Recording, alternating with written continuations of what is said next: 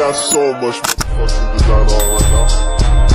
Bring it down, bring it down, make it come out. I got 3 old guys, I'm the block with it. Bitches on my line, and you know.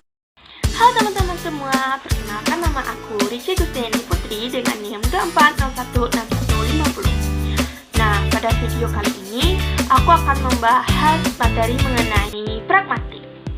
Nah, sebelum aku membahas, aku ingin bertanya dulu nih sama teman-teman. Apakah teman-teman sudah ada yang tahu apa sih itu pragmatik? Jika belum, jangan skip video ini karena di sini aku akan menjelaskan mengenai pragmatik dan fenomena apa saja yang ada di dalamnya. Oke, langsung saja masuk pada pembahasan kita mengenai apa itu pragmatik. Nah, pragmatik adalah cabang ilmu linguistik untuk mempelajari hubungan antara bahasa dengan konteks serta bagaimana bahasa digunakan dalam komunikasi. Nah, pengertian pragmatik ini juga dikemukakan oleh beberapa ahli, di antaranya menurut Tarigan pada 2009.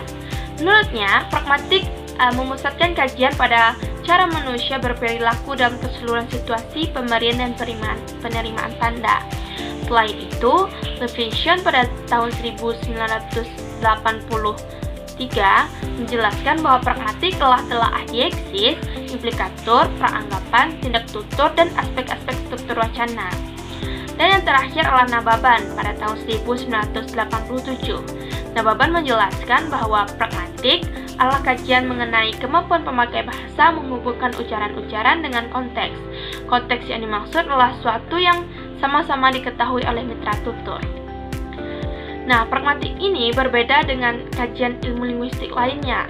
Morris pada tahun 1946 membedakan ilmu tentang tanda menjadi 3 bagian, yaitu sintaksis, semantik, dan pragmatik.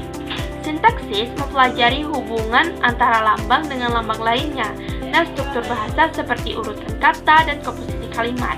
Sintaksis juga merupakan seperangkat aturan yang memastikan bahwa kalimat benar secara tata bahasa. Sedangkan semantik mempelajari hubungan antara lambang dengan objeknya dan makna kata, frasa, kalimat, dan bagian-bagian wacana yang lebih besar.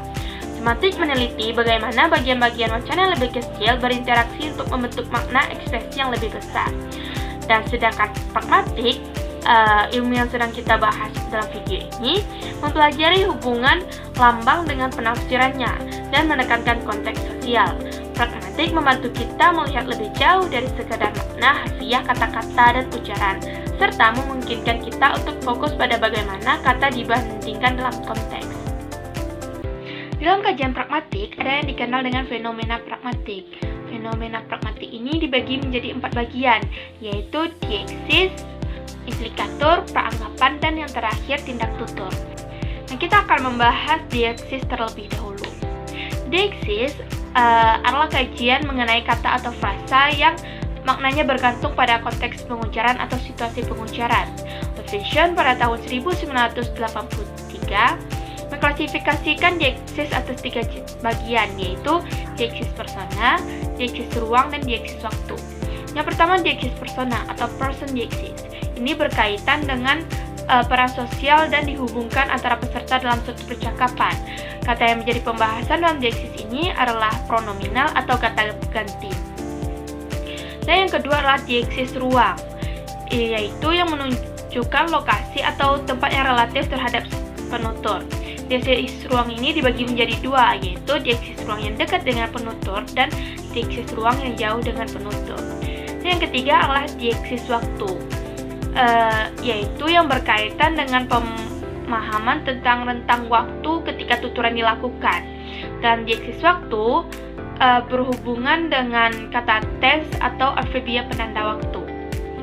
Selain itu, Purwo dalam Nadar tahun 2009 membagi dieksis menjadi 4 bagian, yaitu dieksis personal, dieksis tempat, dieksis waktu, dan dieksis wacana. Yang pertama, dieksis persona.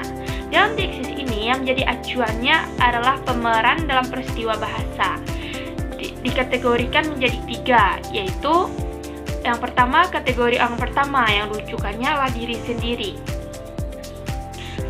Contoh katanya seperti saya, aku, hamba, dan bentuk jamaknya seperti kata kita dan kami. Nah, selanjutnya kategori orang kedua yang rujukannya adalah mitra tutur. Contoh katanya seperti kamu, saudara, engkau, kau, Anda, dan bentuk jamaknya seperti kata kalian. Dan yang terakhir kategori orang ketiga yang rujukannya benda atau orang di luar kedua mitra tutur yang di atas. Contoh katanya seperti kata beliau, dia, ia, dan bentuk jamaknya seperti kata mereka. Dan yang kedua adalah deiksis tempat. Deiksis tempat adalah kata-kata yang punya referen pada tempat. Tempat itu dapat saja berubah kalau konteks antara dirinya dan pihak kedua atau pihak ketiga berubah. Contoh kata deiksis tempat ini seperti kata di sana, di sini, ke situ, ke sana. Dan jika dibuatkan dalam bentuk pernyataan akan terdengar seperti, apakah kamu pernah melihat rumah besar yang di sana? Nah, kata di sana dalam kalimat itu merupakan deiksis tempat. Nah, lanjut pada yang ketiga yaitu deiksis waktu. Deiksis waktu adalah kata-kata yang punya referen pada keterangan waktu. Contoh katanya seperti kata besok, kemarin, tadi, saat ini, sekarang, nanti, lusa. Dan jika dibuatkan dicontohkan dalam bentuk pernyataan akan terdengar seperti mau kemanakah engkau besok? Nah, kata besok dalam kalimat tersebut merupakan deiksis waktu. Nah, lanjut yang terakhir, deiksis wacana. Deiksis wacana adalah yang diberikan pada bagian-bagian tertentu dalam sebuah wacana. Dalam gejala itu disebut dengan kata anafora dan kata katafora. Contoh kata deiksis wacana ini seperti kata ini, tersebut, demikian, oleh karena itu, dan dengan kata lain. Oke, masuk ke fenomena yang kedua yaitu implikatur. Implikatur adalah makna tambahan yang tidak secara eksplisit ditambahkan dalam ucapan, tetapi dapat dipahami oleh si pendengar. Contohnya seperti dialog berikut. Ara bertanya kepada Cece, apakah kamu mempunyai perban? Lalu dijawab oleh Cece, ada, aku ambilkan sebentar. Nah, implikasi dalam tuturan tersebut bahwa Ara, si penutur, sedang terluka dan butuh perban. Ia beranggapan bahwa itu tidak perlu disampaikan kepada Cece karena Cece telah mengetahui bahwa ia sedang terluka dan butuh perban. Masuk pada fenomena yang ketiga, yaitu peranggapan.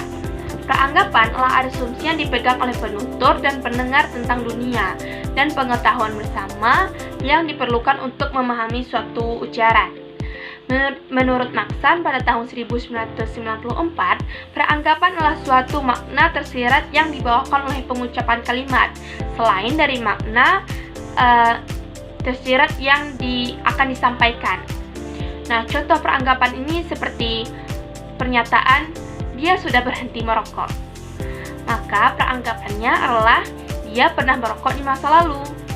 Jika peranggapan itu benar, maka pernyataan bisa dinilai benar atau salahnya. Sebaliknya, jika peranggapan itu salah, maka pernyataan akan diragukan kebenarannya. Nah, masuk pada fenomena pragmatik yang terakhir yaitu tindak tutur. Tindak tutur adalah tindakan yang dilakukan pembicara untuk mencapai tujuan tertentu, seperti meminta, memberi informasi, mengancam, atau menjanjikan. Nah, Scarlett dalam Wijana mengelompokkan tindak tutur ini atas 3 jenis, yaitu tindakan lokusi, ilokusi, dan perlokusi. Yang pertama, tindakan lokusi. Tindakan lokusi adalah tindakan berbahasa yang dilakukan untuk mengumpulkan informasi atau gagasan secara langsung. Nah, contoh tindakan lokusi ini seperti memberi perintah, menyatakan pendapat, mengajukan pertanyaan, dan memberi pernyataan. Nah, yang kedua adalah tindakan ilokusi. Tindakan ilokusi adalah tindakan berbahasa yang bertujuan mengumpulkan makna atau tuturan melalui kata-kata atau kalimat. Contoh tindakan ilokusi ini seperti menyatakan sesuatu, meminta, memberi tawaran, atau menjanjikan. Nah, yang ketiga itu tindakan perlokusi. Itu efek atau akibat yang dihasilkan oleh tindakan berbicara atau ujaran terhadap si pendengar. Efek ini bisa langsung, tidak langsung, primer, dan sekunder. Efek langsung contohnya seperti pernyataan "jangan sentuh itu". Maka efeknya bagi si pendengar, ia tidak akan menyentuh benda yang dimaksud oleh si pembicara. Efek tidak langsung contohnya seperti pernyataan "kamu sangat cantik". Maka efeknya bagi si pendengar ialah ia merasa senang dan tersanjung. Dan yang ketiga adalah primer. Contohnya seperti pernyataan "kita harus pergi sekarang". Maka efeknya bagi pendengar, dia akan segera bergegas untuk pergi. Dan yang terakhir yaitu sekunder. Contohnya seperti "kamu sangat pintar". Maka efeknya bagi si pendengar ialah ia akan merasa percaya diri. Nah, selain itu, Scarlett dalam Nadaf 2009 mengelompokkan tindak tutur ini atas 8 bagian, yaitu yang pertama, tindak tutur langsung. Tindak tutur langsung adalah tindakan yang memiliki makna harfiah dengan kata-kata yang digunakan. Yang kedua adalah tindak tutur tidak langsung, yaitu tuturan yang berbeda dengan modus kalimatnya. Yang ketiga adalah tidak tutur literal, yaitu maksudnya sama dengan makna kata-kata yang diungkapkan untuk mengungkapkan tuturan tersebut. Dan yang keempat adalah tindak tutur tidak literal, yaitu tindak tutur yang maksudnya bertentangan dengan makna kata-kata yang membangun pada tuturan tersebut. Yang kelima adalah tindak tutur langsung dan literal, yaitu gabungan tindak tutur langsung dengan tindak tutur literal. Yang keenam adalah tindak tutur tidak langsung dan literal. Yang ketujuh, tindak tutur tidak langsung dan tidak literal. Dan yang terakhir adalah tindak tutur tidak langsung dan literal. Oke, sekian penjelasan singkat dari aku. Semoga teman-teman memahami materi yang aku jabarkan dan dapat memanfaatkannya secara baik. Oke, sampai jumpa di next video dan bye-bye.